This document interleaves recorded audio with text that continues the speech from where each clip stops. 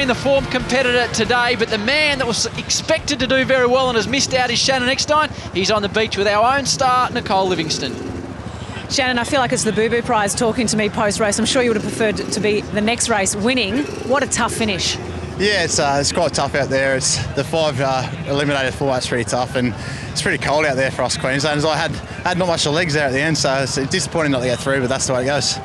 Was that the toughest thing? That I know you're good at enduro, you're good at Ironman, you're one of the best, but was the weather conditions and the temperature of the water, was that the biggest thing you had to battle? Yeah, I was struggling. I got a bit of a headache, and you're sort of numb out there, but everyone's in the same boat, and it's disappointing not to get through, but the boys are racing really well. Pool is going fantastic, so I hope he goes well in his final. You pulled that last wave. Tell me what was going through your head, because you would have been preparing for that final sprint. Tell me the thought process of knowing you had to run down other competitors. Yeah, the pool was on the first wave, and I knew there was 3 spots up for grabs. I thought I had the best position, but I got off and tried my hardest. It just wasn't good enough. Tell me who you hope will win now. Zane finished disappointing in the first race, so it'd be good to see him try and win. I think Paulie deserves it. He's really dominating these races. Good news for you. Enduro's next round, so well done today. Thanks you. Matt Poole, who has led throughout the day, will be joined by Rhys Drury, Zane Holmes and Hugh Doherty. They are the final 4 left. We started with 20, and this round we said goodbye to Wesberg, Ali Day, Mitch Miller and Shannon Eckstein. Bodgy, it's set up for a sensational finish now, Leachy. Only 4 competitors left. Who can handle the cold? You saw Shannon Eckstein there in the interview, and he could hardly talk. He couldn't get his words out. It is freezing in the water. 5th race, 4 competitors. Bring it on. The boys set Matty Poole closest to us in the pink hair, then Rhys Drury. Trev, who's going to win, do you think, as they get a start in the final race of the Eliminator? Oh, this is such a great race. 4 people in it. They'll all feel like they can win it. That's the biggest thing, so they all can. I actually think it's really out of Matt Poole and Zane Holmes. Zane Holmes is so cunning and crafty, so powerful, but Matt Poole looks so good. I'm going to go with Matt Poole today. Righto, well, Trevor, I'll stick with my boy, Zane Holmes, who I've backed all week. Matt Poole got the inside turn there on the ski, came out really strong. It's all about the order now. How they're going to feel in the second and third leg. Zane Holmes has made a move past Matt Poole. He wants to win this race. Look at that, straight to the front, just like that, 4 strokes. Well, I tell you what, aren't we surprised that Shannon Eckstein's not in the last 4? What an upset.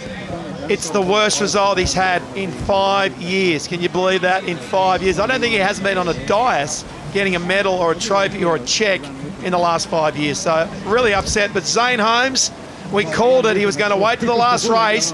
He's driving hard. The boys are behind. They're on a swell. They're coming back at him.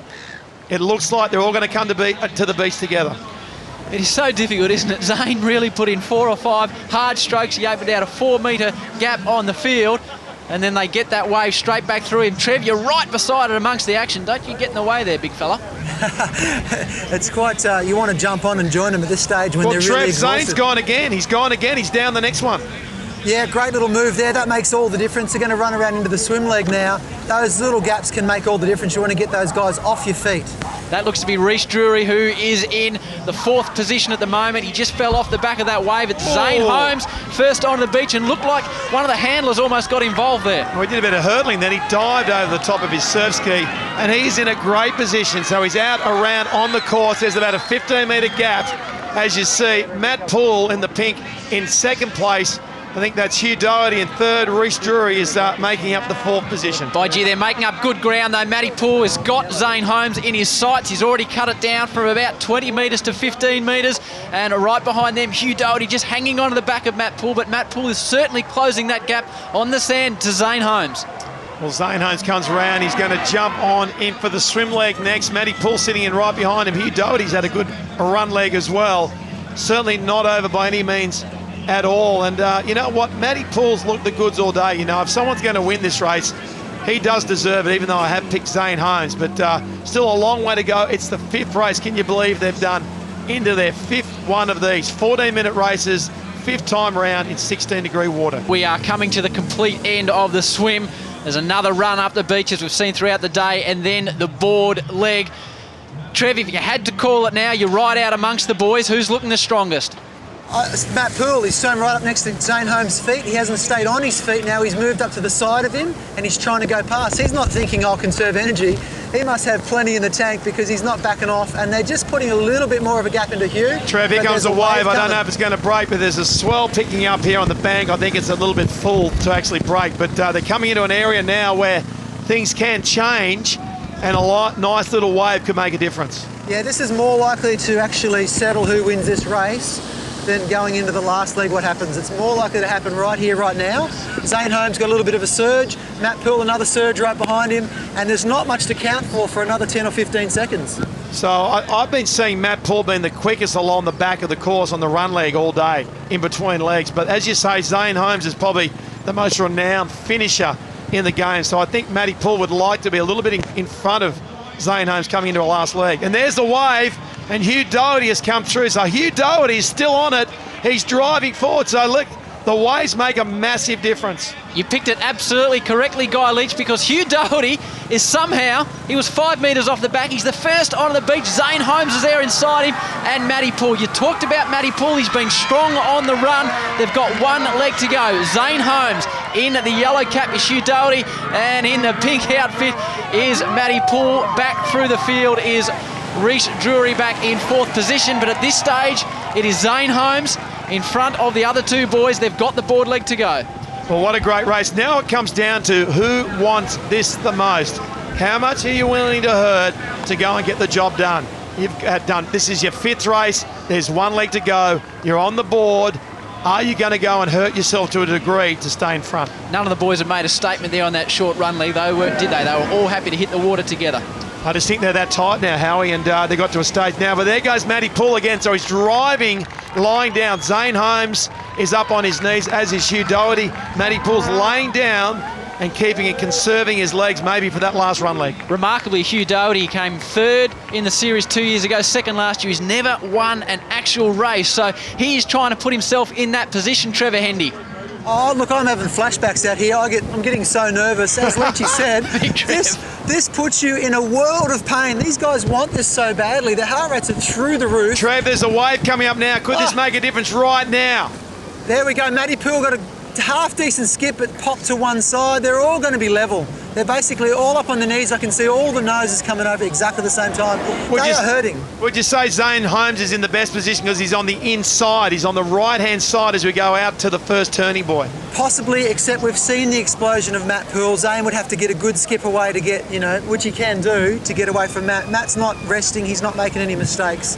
And those three are together. Right now, one of them is going to shut out the fact that this hurts so much and just going to do what it takes. Trev, it looks like it could come down to that final group of waves as they push into the beach. We've seen positions swap throughout the day in that little shore break, and it could well decide this second round of the Kellogg's Nutrigrain Ironman Series here at Bondi Beach. Could do. If there's not a lot of waves coming in on the way in, look out for whoever heads to your right looking out to sea. Well, Trev, I just saw Matt Poole's face, and he's got a face of determination. He does not want to let this go, as Hugh Doherty now is having a crack at Zane Holmes on the turn on the back area around the back of the course. I reckon it'll come down to that off the 3rd turning buoy.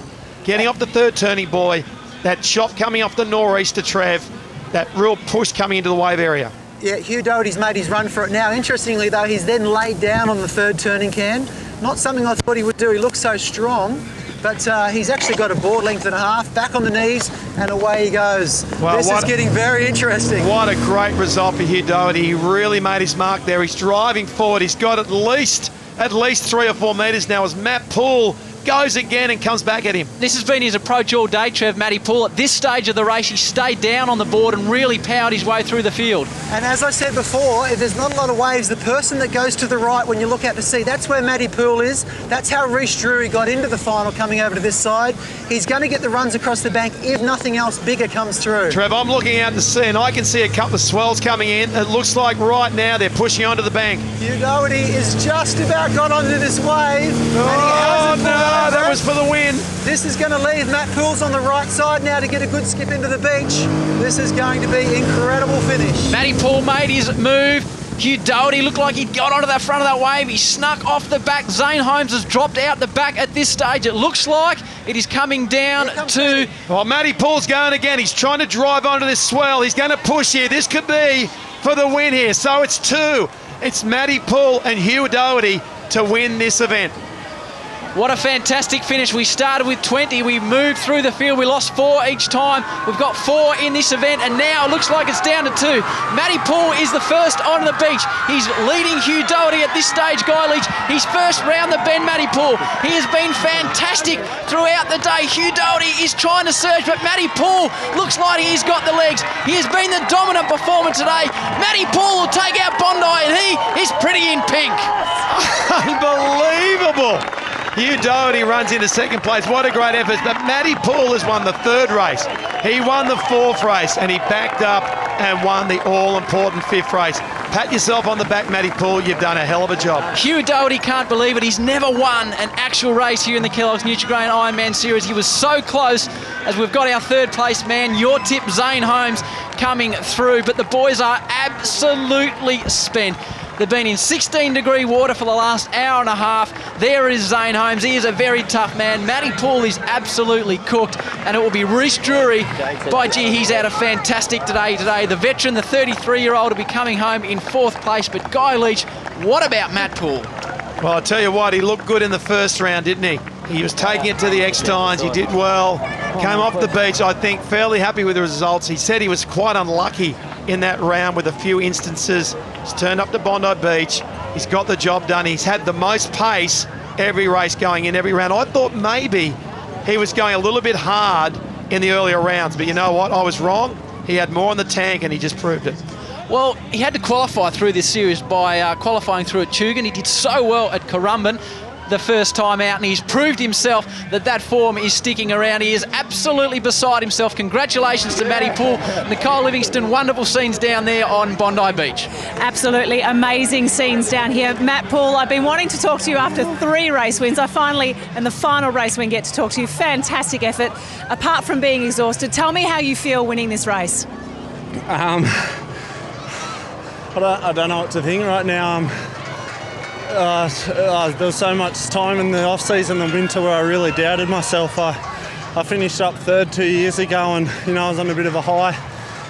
And then last year had a bit of a fall from grace and didn't re-qualify. So as if every athlete has their highs and lows, I had a massive low sort of in the off-season and worked really hard, trained really hard, and owe everything I've gotten deserved to Michael King and Mum and Dad especially. So I'm just elated right now. I'm over the moon. I've got mates that have come back from the States, and I got mates, my sister and all their friends that are out here.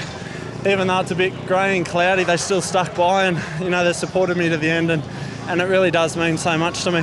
Well, you need to add to that list your fellow competitors, because I haven't seen anything like it on the beach. They were cheering, they were screaming. A close finish. It means a lot, doesn't it, to be around this fraternity once again? It is. I mean, the sport's back. We're back, people. It's bigger and better than ever, and there's nothing better than standing on the top of the podium a winner.